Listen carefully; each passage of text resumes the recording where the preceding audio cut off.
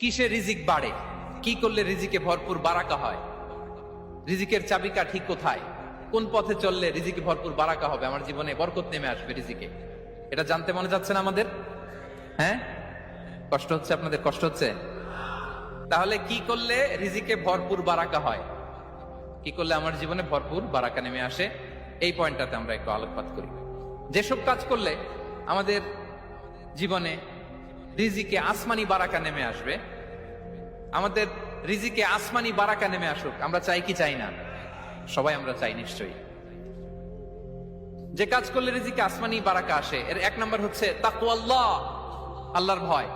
আল্লাহ তাআলা বলছেন, ওমাইয়াত্তাকিল্লাহ ইয়াজআল লাহু মাখরাজা ওয়া ইয়ারযুকহু মিন হাইসু লা ইয়াহতাসিব।